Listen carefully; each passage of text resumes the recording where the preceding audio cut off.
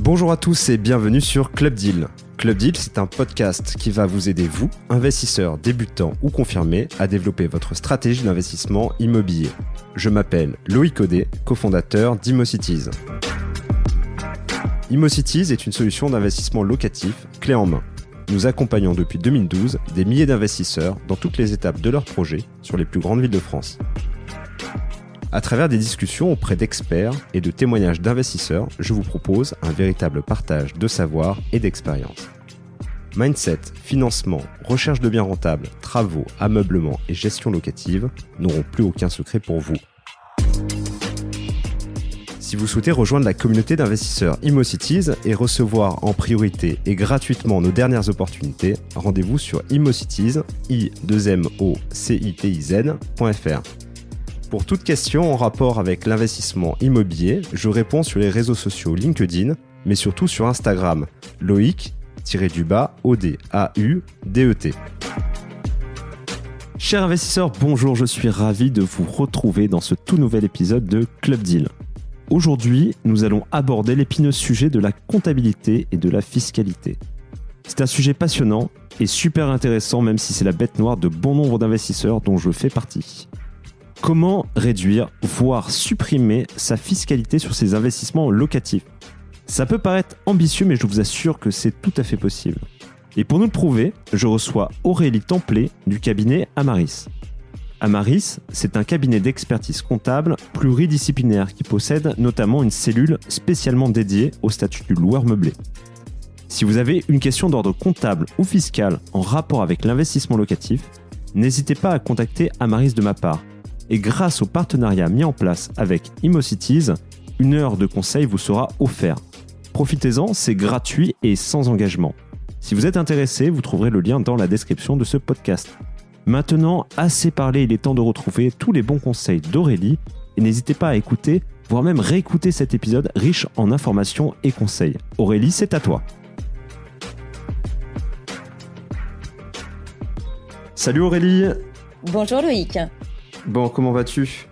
Écoute, ça va bien, c'est une période post-confinement, donc les activités bateau plein, en pleine période de déclaration fiscale. Bon, on va parler en tout cas de sujets passionnants, effectivement, donc on enregistre post-Covid, donc beaucoup de choses ont changé et puis effectivement pas mal de travail en perspective. Aurélie Templet, est-ce que tu peux te présenter et puis nous présenter Amaris ? Aujourd'hui, on va parler de fiscalité, de compta. On va essayer de mettre un peu de gaieté parce qu'on va parler d'un sujet quand même un peu lourd. On va essayer de faire ça digeste. Ça marche. Très bien. Alors, moi, je me présente rapidement. Je m'occupe du développement et des partenariats au sein du cabinet Amaris Immo. J'ai une formation en fiscalité immobilière. Je suis passionnée sur ces sujets qui notamment offrent des perspectives d'optimisation fiscale pour nos clients. Au sein d'Amaris, alors Amaris Immo, c'est un cabinet d'expertise comptable dédié à l'immobilier, qui fait partie d'un grand groupe d'expertise comptable qui s'appelle Amaris. Amaris, c'est un cabinet qui a plutôt une volonté d'accompagner les TPE, PME dans leur activité au quotidien et notamment par l'accompagnement comptable. Et nous avons aussi un autre cabinet qui est ECL Direct, le premier cabinet d'expertise comptable en ligne. Claude Robin est le président et cofondateur notamment de ECL Direct. Et là, on a un accompagnement plutôt dédié à des consultants freelance, prestataires de services qui ont des structures entre 0 et 3 collaborateurs. Ok, je crois que c'est rue de Ponthieu dans le 8e, si je dis pas de bêtises. Alors, c'était effectivement, nous avons la chance sur nos bureaux parisiens d'être au WeWork aujourd'hui, avenue de France. Et nous sommes également, et pour l'essentiel de nos équipes, présents en Loire-Atlantique, à Saint-Herblain, en fait, dans la périphérie nantaise, où l'essentiel de nos équipes de production y siègent. Juste pour donner quelques implantations, donc implantation importante en Loire-Atlantique puisque nous avons 5 cabinets pour Amaris, un cabinet parisien, un cabinet lyonnais et nous couvrons, je dirais, l'ensemble du territoire, notamment par ces expertises en ligne et surtout et notamment par Amaris Simo, où là nous avons des clients qui sont présents bien sûr sur tout le territoire, mais pas que.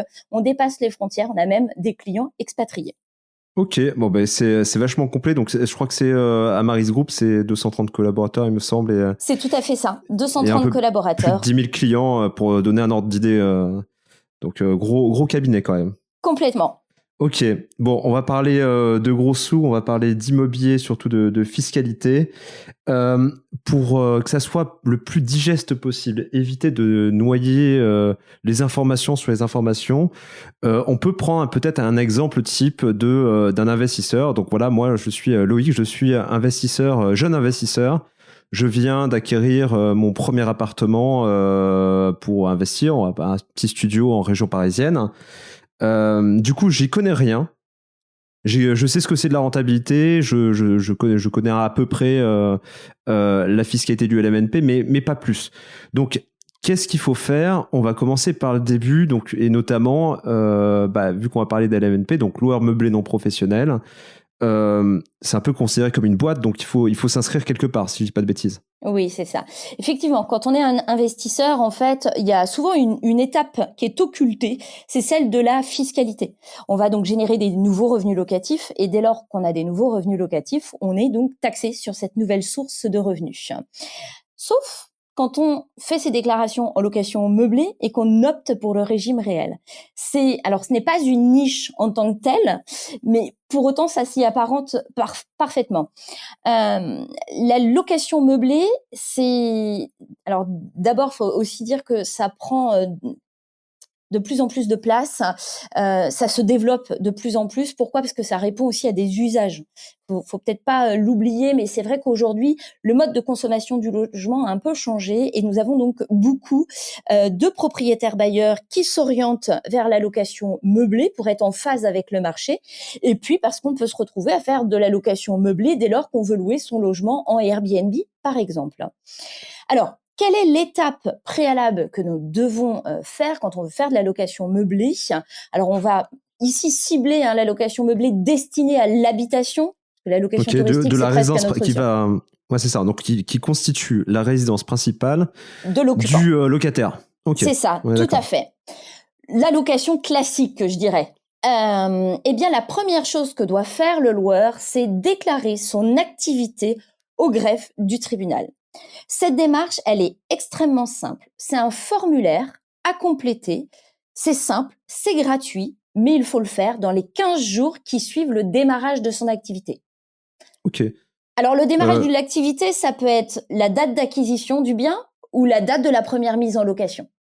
Ok. Et parce que on pourrait penser que justement, si on met la date d'acquisition du bien, du coup, on va être entre guillemets fiscalisé sur, je sais pas, 3 mois, alors que l'appartement sera en travaux. Non, c'est bon, c'est là. Oui, il n'y aura alors pas de revenus, pas de problème. Là, on a un arbitrage qui va être fait en fait en fonction de la situation et je pense qu'on le regardera un petit peu après ce point-là parce que y a pas mal de choses à comprendre dans le mécanisme de la location meublée et dans l'optimisation de ses revenus. Donc là, on parle d'étapes. L'étape, c'est dans les 15 jours. Qu'est-ce qui se passe quand on a occulté cette étape de déclaration? Il va falloir rattraper. Oui, qu'on peut le rattraper. L'administration fiscale est relativement tolérante avec le particulier, surtout le particulier de bonne foi. Donc, dès lors qu'on vient régulariser la situation, eh bien, nous n'avons rencontré aucun obstacle aux régularisations des dossiers à ce jour. Ok, bonne nouvelle. C'est une bonne nouvelle, tout à fait. Alors, ce qui est important à cette étape, c'est qu'on va, au moment de cette déclaration d'inscription, eh bien, on va formuler une option fiscale. Qu'est-ce que c'est qu'une option fiscale? Eh bien, quand on fait de la location meublée, bon nombre de propriétaires, bailleurs, investisseurs se disent « je fais du meublé, j'ai choisi le meublé parce que je peux bénéficier d'un abattement de 50% sur mes revenus locatifs. » C'est l'abattement du micro. L'abattement du micro, c'est un régime forfaitaire, un abattement forfaitaire qui s'applique de plein droit pour les propriétaires bailleurs dont les revenus locatifs meublés sont inférieurs à 72 500 €. Donc, le plafond est large. Oui, il est large. Faut le Complètement. faire. Donc, ça paraît très intéressant pour ces propriétaires qui se disent « Moi, j'ai pas de charge, j'opte pour le régime du micro-BIC ». La plupart des propriétaires ne connaissent pas l'option pour le régime réel, ou je dirais qu'ils transposent les règles de la location vide à la location meublée. Ouais. Ils se disent que j'ai peu de charges. Par exemple, si je n'ai pas de prêt immobilier, ils vont forcément se désintéresser de l'option pour le régime réel. Alors qu'il y a un grand intérêt pour le régime réel. Le régime réel va permettre aux propriétaires bailleurs de déduire en sus de toutes ces dépenses qu'il engage pour la location meublée, à l'inverse de la location vide, où c'est réglementé les dépenses déductibles. Là, toute dépense engagée est une dépense déductible. D'accord. Ça veut donc dire... Est-ce qu'on peut oublier du coup, indirectement, le forfaitaire, au final, est-ce qu'il a un intérêt réel à part, j'ai pas de travaux. Moi, c'est vrai que je me serais dit, bon, ben voilà, j'ai pas de travaux à réaliser. Je passe d'un vide, par exemple, à un meublé. À part du mobilier, c'est tout ce que j'ai à amortir. J'ai pas passé de coups de peinture. J'ai rien à faire. C'est une mauvaise conclusion, puisqu'en fait, en location meublée au régime réel, on a la possibilité d'amortir la valeur de son immobilier. Alors, l'amortissement pour des néophytes, c'est un très gros mot qui vient d'un seul coup interagir dans cette discussion et qui peut paraître effrayant. Ouais, au final, parce que l'amortissement, parce qu'on comprend, un peu sur le modèle d'une entreprise, on amortit une machine parce que c'est un outil de production, ça c'est facile à comprendre. Mais un bien immobilier qui techniquement a une durée de vie qui est supérieure à celle de l'être humain, c'est un peu compliqué à comprendre. Est-ce que tu peux m'expliquer un peu ce mécanisme d'amortissement de manière générale pour que ça soit un peu plus clair? Tout à fait. Alors, l'amortissement, c'est en fait, d'abord, c'est une charge qui va être une charge fictive. Quand on dit qu'on déduit de l'amortissement, c'est pas une charge que nous payons. Ça veut donc dire que sur un bien immobilier qui a une valeur, par exemple, sur une base de 200 000 €, okay. Eh bien, on va avoir un amortissement qui va correspondre à une charge fictive de 7 800 €. Alors, qu'est-ce que ça veut dire concrètement? Ça veut dire que la valeur de notre bien va être décomposée.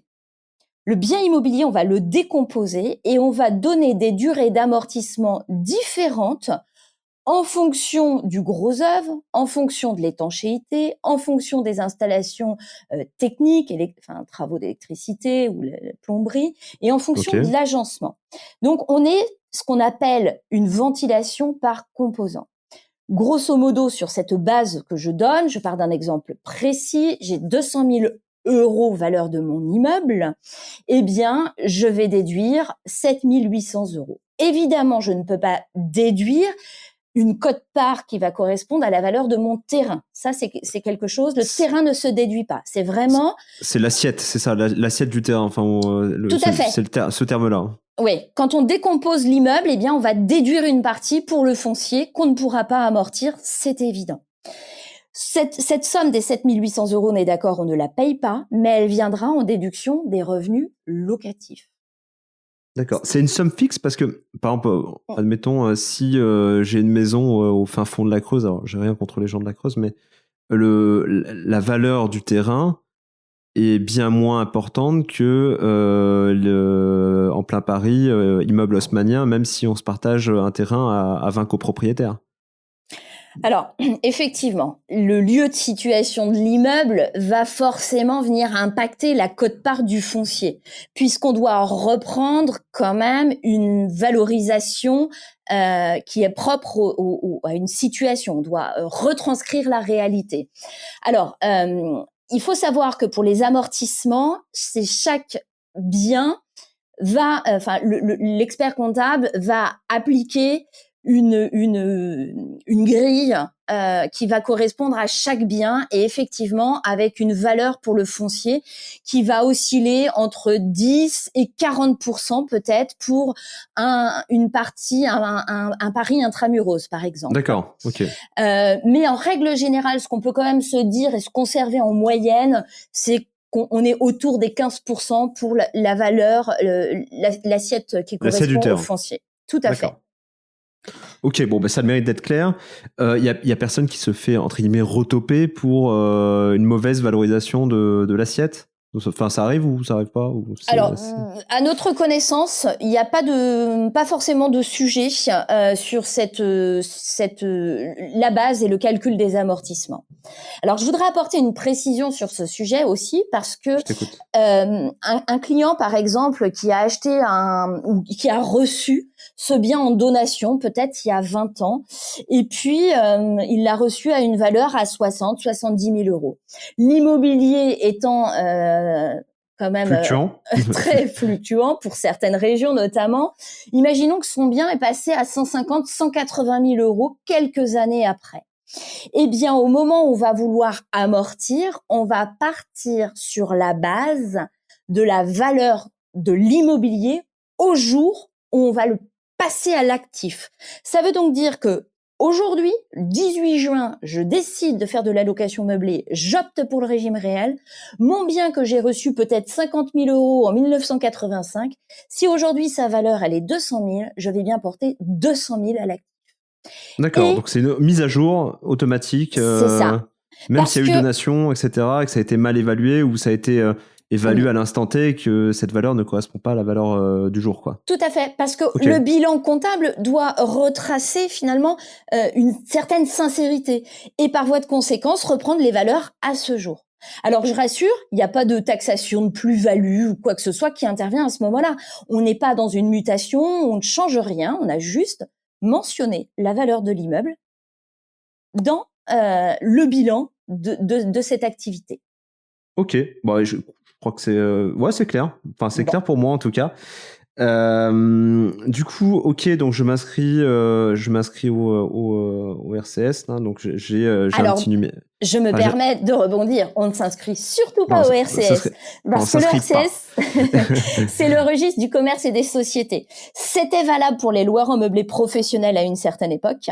Mais aujourd'hui, on est bien dans la déclaration d'un formulaire CERFA qui est soit un P0I si on est un couple marié sous le régime de la communauté ou si on détient son bien seul.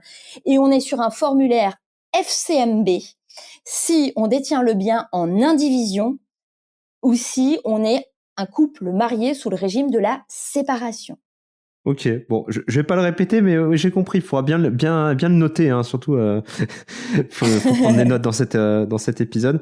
Donc, ok, donc ça j'ai compris en fonction de la situation. Donc on va dire le CERFA change, mais le principe est le même. C'est il faut s'inscrire, avoir un numéro, du coup un numéro du coup, de loueur, effectivement, cette inscription va permettre de générer un numéro de sirène que nous reporterons sur nos déclarations d'impôts. Parfait. Alors, j'apporte là aussi une précision. Tout à l'heure, j'expliquais qu'au moment où je fais ma déclaration, j'indique que je suis Monsieur X, que je fais de la location meublée et que j'opte soit pour le régime du micro BIC. Ça représente entre 5 à 10% des cas, le régime du micro. Il se peut que dans certains cas, ce soit intéressant, mais c'est très, très à la marge. Ou j'opte pour le régime réel.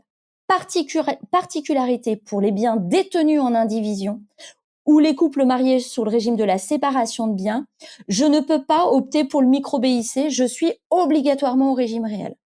Ok, bon, faut le savoir. Faut le savoir, mais bon, comme c'est plutôt une bonne nouvelle, ce n'est pas très grave. En tout cas, ce n'est pas pénalisant en soi. Ok. Du coup, on va parler un peu de l'inscription. Elle est là. Donc j'ai toujours mon petit bien, mon petit studio région parisienne. Maintenant, alors j'ai entendu dire que voilà, on pouvait soit acheter en nom propre, potentiellement à SCI, soumis à l'IS ou même à l'IR, ou même acheter à travers d'une holding. Donc bon, en restant simple, j'imagine qu'on reste en nom propre. Quelles sont les caractéristiques un peu de chaque structure et quels sont les avantages et inconvénients ? Alors, ce qu'il faut savoir, c'est, on n'est pas rentré dans le détail de la location meublée et comment ça se passe, les déclarations, on va le faire tout à l'heure, mais Ouais. quand on fait de la location meublée, on a l'avantage de combiner des règles avantageuses d'une comptabilité d'entreprise, notamment par cette notion d'amortissement et donc par la déduction d'une charge fictive. Ça veut donc dire que si je reprends sur mon exemple des 200 000 euros tout à l'heure de la valeur de mon bien, et si ce même appartement est loué sur un budget de 600 euros par mois, par exemple, eh bien, je vais avoir des revenus qui vont être à déclarer de 7 200 euros et un amortissement de 7 800. Ce qui veut donc dire que j'ai un résultat négatif. Je n'ai dépensé aucun centime pour la gestion de mon bien immobilier, que je sais que mes revenus sont complètement anéantis par cette fameuse règle de l'amortissement. Donc ça, c'est important. Je suis en LMNP, je bénéficie des règles comptables, de la logique comptable d'une société parce que je suis une entreprise individuelle. Donc c'est ça qui est intéressant parce que au final, alors là, on va peut-être un peu rentrer dans le détail de justement, on va en profiter, on va rentrer dans le détail un peu de ce qui est amortissable et ce qui ne l'est pas, ce qui rentre dans le calcul aussi. Oui. Faire un exemple un peu rigolo. Je suis je suis français, mais je réside habituellement à l'étranger. J'ai une assemblée générale qui tombe le mois prochain. Est-ce que le billet d'avion, du coup, je suis obligé de le prendre pour m'y rendre? Est-ce que typiquement, ce billet d'avion, je peux le déduire? Alors, toute charge... Je force le trait volontairement. Oui, bien sûr. Toute charge qui est engagée dans le but de cette activité de location est une dépense déductible. Alors attention, là, on va prendre l'exemple de ce fameux billet d'avion.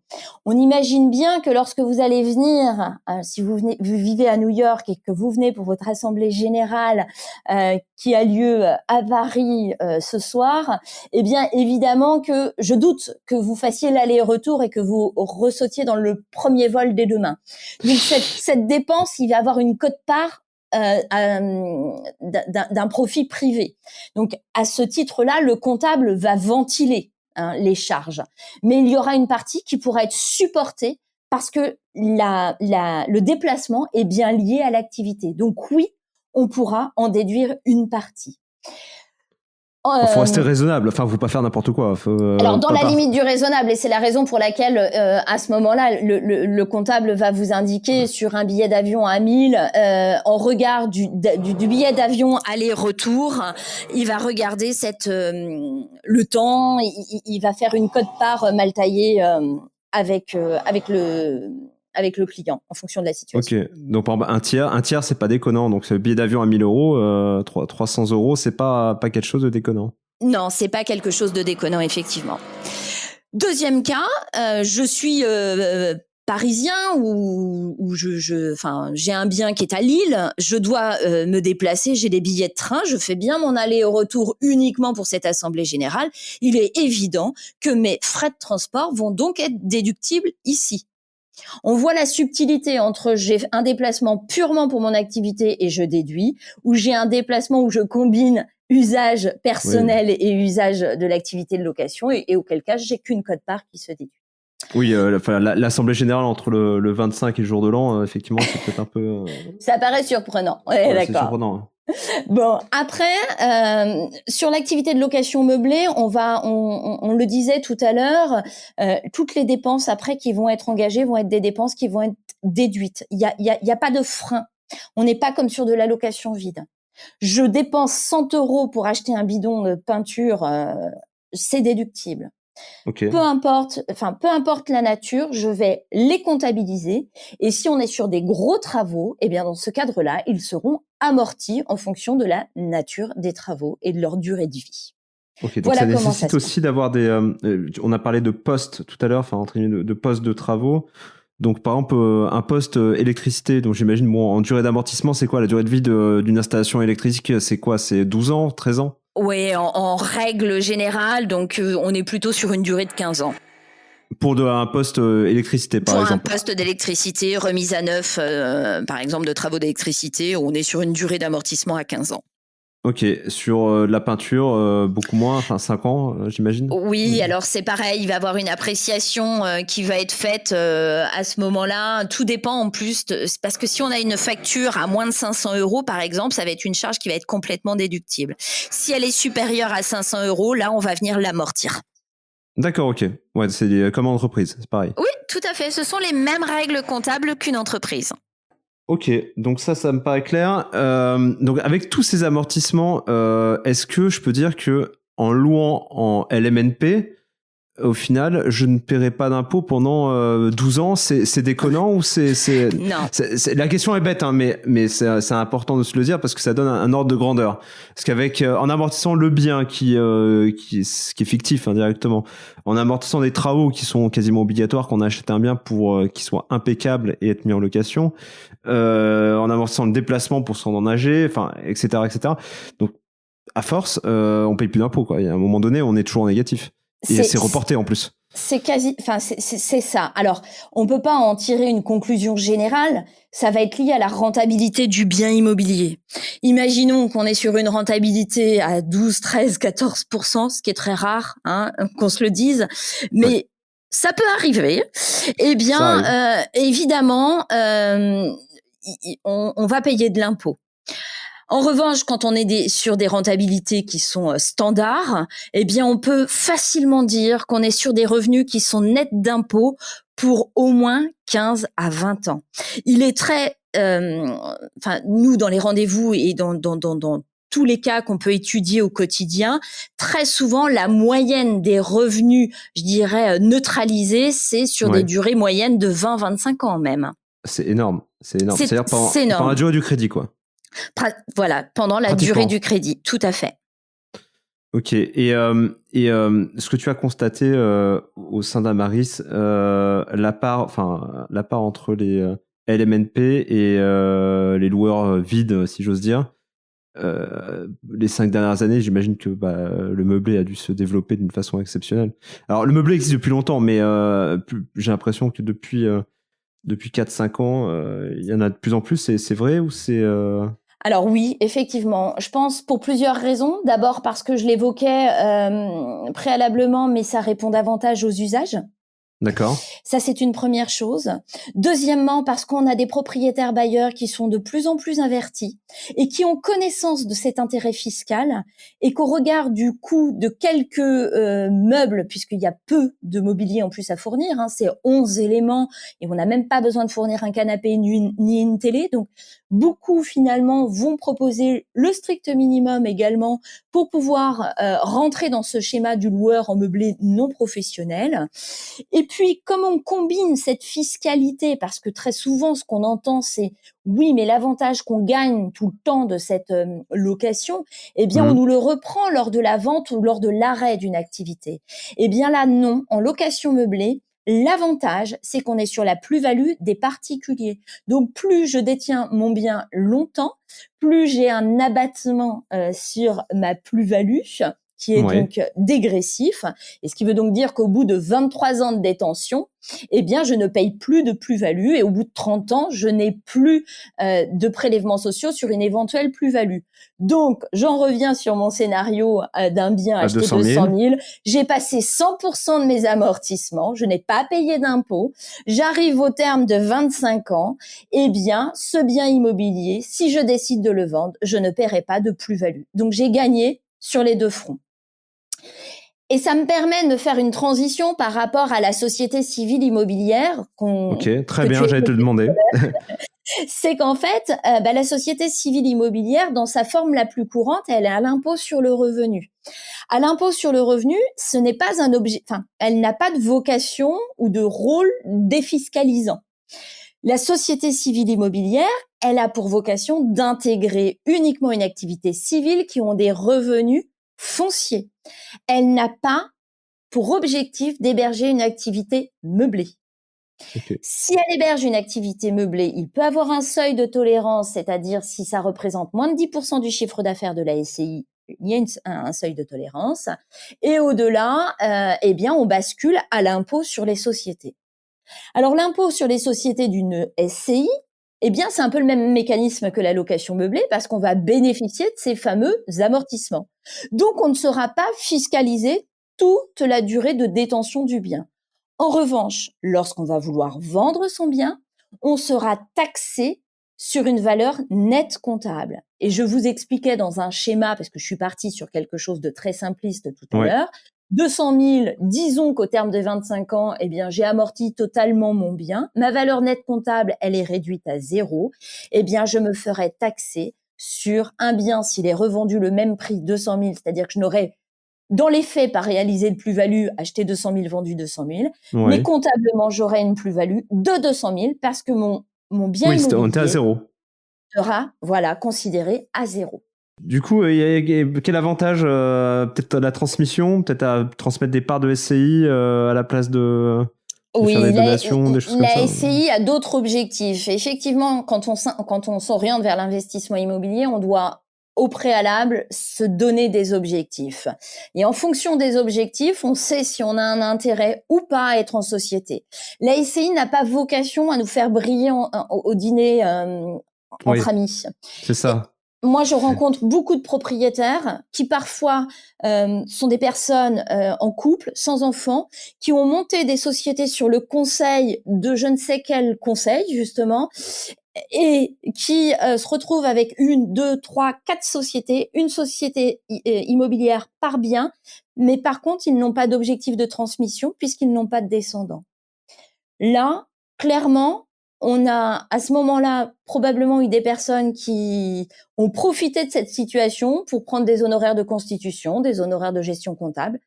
Probablement. Alors, c'est pas le cas de tous, hein, attention, il faut pas faire une caricature de ce que je suis en train de dire, hein. Faut surtout pas généraliser, mais il faut véritablement que ça puisse répondre à un objectif. Et le premier objectif dans la SCI, c'est probablement justement d'anticiper la transmission et peut-être notamment de pouvoir démembrer, enfin transmettre ses parts en conservant les pouvoirs de gestion de la SCI et notamment en conservant l'usufruit, donc les fruits et toutes les décisions. C'est-à-dire que je peux parfaitement, par exemple, avoir une SCI avec mes enfants, avoir transmis les parts à mes enfants et moi avoir conservé l'usufruit et tous les pouvoirs de gestion. Et puis, à un moment, je décide finalement de vendre, eh bien les fruits de cette vente, je vais pouvoir en récupérer peut-être pour réinvestir sans avoir besoin peut-être de consulter mes enfants associés. Alors je dis peut-être parce que toutes les règles vont se trouver dans la rédaction des statuts qui seront préalablement définis. Pour rédiger ces statuts, plutôt un notaire, un expert comptable, un comptable. Alors, vous avez la possibilité de télécharger des modèles de statuts en ligne. Ça doit vous coûter une petite centaine d'euros. Si vous savez ce que vous pouvez et vous voulez mettre dedans et que vous êtes averti, pourquoi pas. Après, le conseil, c'est de se faire accompagner par un juriste, peu importe, que ce soit un expert comptable, un notaire, ça n'a pas d'importance, mais c'est quand même idéal d'être accompagné sur ces points-ci pour s'assurer que ce qu'on souhaite intégrer bien soit rédigé conformément à la réglementation, aux règles et conformément bien rédigé en tout cas, pour qu'on soit certain que nos objectifs soient bien retranscrits dans ces statuts. Après, je vais vous donner en tout cas, et notamment dans le cadre de notre partenariat, on a aussi une tarification qui est intéressante, mais un coût de constitution, c'est 650 euros. Tu peux donner les chiffres, 650 euros. Ouais, voilà, c'est ça, 650 euros. 650 euros hors taxe, plus des frais de formalité, les frais d'annonce légale, publicité, etc. Alors que si vous passez par un notaire ou un avocat, ces frais seront multipliés par 2. Ok, bon, bah au moins c'est clair. On n'a pas parlé de la holding, mais du coup, par extension, peut-être si j'ai plusieurs biens ou si j'ai, qu'est-ce qui peut être intéressant Là aussi, l'objectif de la holding, eh bien finalement, c'est d'avoir peut-être plusieurs structures entre celles qui sont bénéficiaires, celles qui sont qui ont moins de résultats, c'est de pouvoir tout concentrer. Et puis, on est là dans un objectif de gestion patrimoniale, d'optimisation fiscale. Mais pareil, ne créons pas d'usine à gaz gratuitement, pour rien. En plus, de manière payante et sans intérêt. Sans intérêt. À la rigueur, peut-être. Donc là, tout à l'heure, on a dit, je reviens sur effectivement le LMNP, entre guillemets, pas d'impôt pendant 20 ans dans des, on va dire dans des bonnes situations, dans des bons cas où la rentabilité est normale. Oui. J'ai un super projet qui tourne, mais qui tourne super bien, 13% de rentabilité, le jamais vu.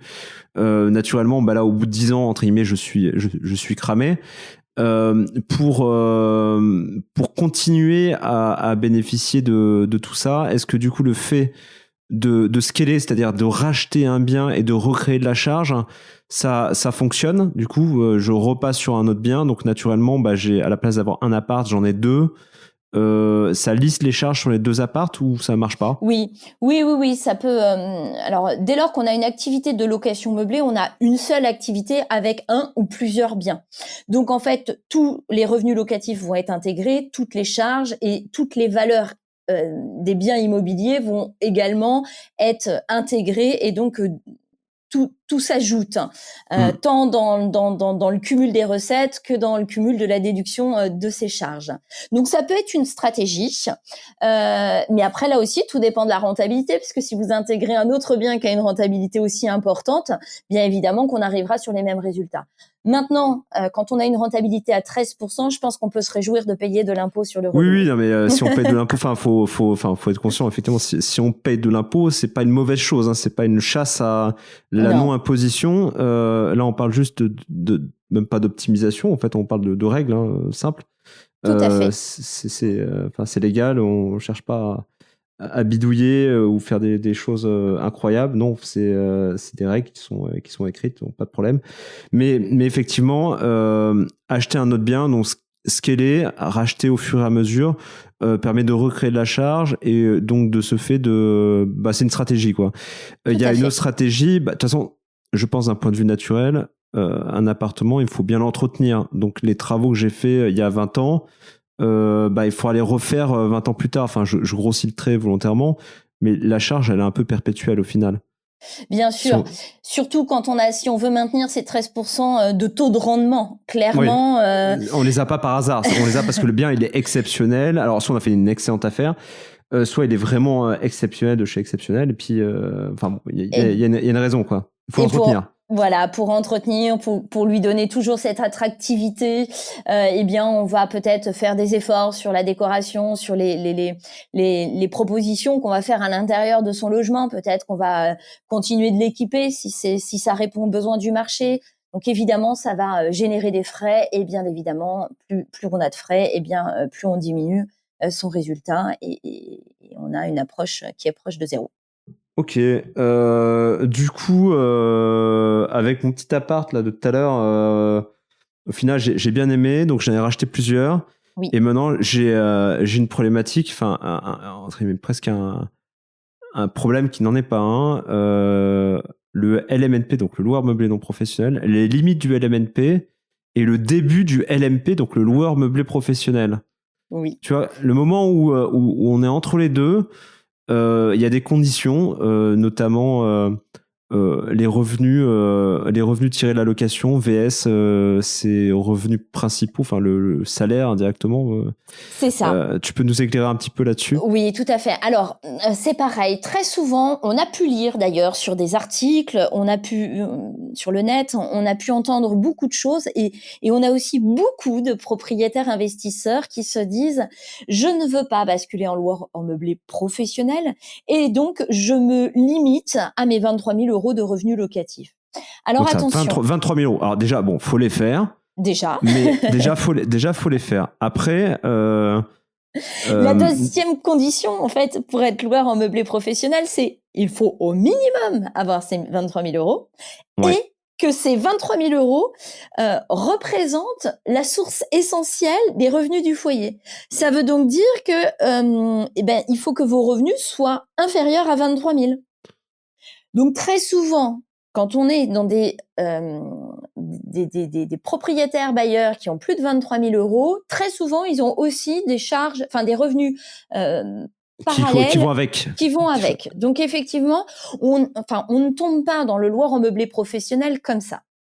Maintenant, il y a eu un changement en 2018 puisque auparavant il fallait 3 conditions et la troisième condition c'était l'inscription au registre du commerce et des sociétés. Ce que j'ai dit tout à l'heure, la petite boulette que j'ai sortie tout à l'heure, voilà. Et cette inscription, en fait, le Conseil d'État a jugé anticonstitutionnelle cette inscription au registre du commerce et des sociétés. Donc, nous n'avons plus cette inscription. Si nous n'avons plus cette inscription, aujourd'hui, il y a une zone de flottement aussi. Ça veut donc dire qu'on est loueur en meublé professionnel, mais uniquement sur une notion fiscale, puisqu'il n'y a plus de reconnaissance auprès des administrations professionnelles, enfin du registre du commerce et des sociétés, et donc plus de cotisations sociales non plus, qui en découlent. Ouais, c'était ça, parce que du coup, c'est ce qui me semblait, c'est-à-dire que quand on passait en professionnel, c'était un peu comme si on était gérant d'une SARL où il fallait presque s'inscrire au RSI. Enfin, c'était un peu, c'était contraignant, quoi. En fait, le registre au commerce et des sociétés entraînait l'inscription au SSI, enfin ex-RSI. Et donc, du coup, on avait des cotisations sociales qui arrivaient. Aujourd'hui, n'ayant plus cette inscription, on n'a plus de cotisations sociales qui arrivent. Alors du coup, cette situation de professionnel non professionnel, comment ça se passe ? C'est bien chaque année, si on cumule plus de 23 000 et que c'est la source essentielle du foyer, eh bien, on va regarder chaque année si on respecte bien ces conditions. Et du coup, on va avoir une déclaration qui ne sera pas dans la même case. Soit on est en non professionnel gestion patrimoniale, soit on est en professionnel avec les plus de 23 000 et ça représente plus de 50%. C'est quoi la conséquence de tout ça ? Je pense qu'on est encore dans une zone de flottement et peut-être que ça bougera ou pas sur ce sujet. Mais aujourd'hui, la conséquence est plutôt au moment de la revente. Et au moment de la revente, on va se poser la question, est-ce que j'exerce à titre professionnel ou non professionnel ? Si je suis non professionnel, ce sont les règles des plus-values des particuliers. Et si je suis professionnel, eh bien, ce sont des règles professionnelles qui vont s'appliquer. Et l'avantage pour le loueur en meublé professionnel, c'est si son chiffre d'affaires est inférieur à 90 000 euros et qu'il exerce son activité depuis plus de 5 ans, eh bien, on a une exonération totale de la plus-value. Ok. Oui, donc en fait, c'est pas une méchante chose que de passer en LMP. Enfin, faut pas en avoir une peur bleue Non. En soi. Il y a beaucoup moins de chances. Enfin, déjà, c'est le fait de pas d'inscription SSI, etc. Ça allège un peu tout ça. Et au niveau de la revente, la distorsion qu'on aurait pu avoir n'est pas forcément c'est pas forcément une mauvaise chose. Complètement, en fait. Et vraiment, la question va se poser au moment de la vente. Et alors, il y a un deuxième point aussi, parce qu'il y a la théorie et la pratique, c'est comment traitera votre notaire au moment de la vente. Il est aussi probable que votre notaire ne sache pas faire la distinction à ce moment-là et considère que vous vendez simplement un bien locatif sans tenir compte de cette notion de meublé et de cette notion professionnelle ou pas. Donc, il est probable qu'il le traite très naturellement sur la plus-value des particuliers. Ok, bon bah écoute, c'est clair pour ça. Je reviens un peu à Amaris, du coup, bon, alors c'est très clair, mais c'est très compliqué quand même, hein. Enfin, en tout cas, pour le commun des mortels, des personnes qui sont très allergiques à tout ce qui est compta et fiscal, comme moi. Moi, je suis pour le 100% délégué là-dessus. Donc, Amaris, alors il y avait une histoire, juste qu'on éclaircisse un peu ce point. Il y avait des centres agréés. Alors, du coup, est-ce que tu peux. Il y a des cabinets comptables qui sont agréés, d'autres qui ne le sont pas. Qu'est-ce que ça change en soi ? Alors en fait, c'est la notion du centre de gestion agréé. Le centre de gestion agréé est un organisme qui est indépendant du cabinet d'expertise comptable. C'est en quelque sorte le bras droit de l'administration fiscale.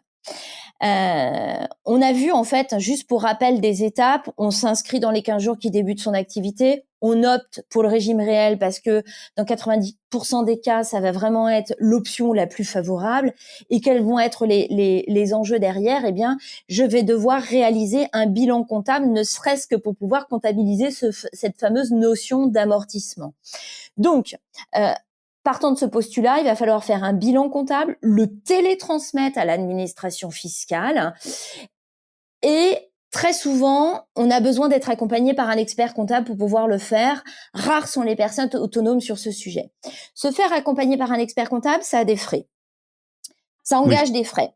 Les frais, alors en fonction des cabinets, et puis des accords que vous pouvez avoir. Je sais que nous, les clients d'Imocities bénéficient de tarifs préférentiels. On est sur une enveloppe inférieure à 400 €. On est à 370 € hors taxe exactement pour l'accompagnement d'un bilan comptable avec un logement meublé. Et tu peux peut-être même préciser que le logement supplémentaire. Oui, est facturé 90 € hors taxe en supplément. Voilà, donc ça c'est important parce que en fait le premier, effectivement, il y a des démarches de toute façon qui sont incompressibles, et le deuxième c'est on rajoute entre guillemets pas grand chose, en tout cas. C'est ça. Alors tout ça, ce forfait, on parle de forfait pour les adhérents au centre de gestion agréé. Ce qui veut donc dire que nous, on va identifier auprès de cet investisseur s'il a un intérêt à adhérer à un centre de gestion agréé ou pas. Quel est l'intérêt? Le principal intérêt de l'adhésion, c'est de se faire rembourser les honoraires du cabinet comptable et le coût de la cotisation du centre de gestion agréé en réduction d'impôt. Donc, dès lors où nos clients payent de l'impôt sur le revenu, qu'ils détiennent leurs biens en nom propre, je veux dire seuls ou sous le régime de la communauté ou pour les partenaires pacsés et séparation de biens, on a aussi des centres de gestion agréés qui acceptent. Eh bien, et qu'ils payent de l'impôt sur le revenu, on va les orienter vers un centre de gestion agréé. On va réaliser cette préinscription pour eux. Ils n'auront donc qu'à payer cette cotisation qui est une centaine d'euros par an en complément.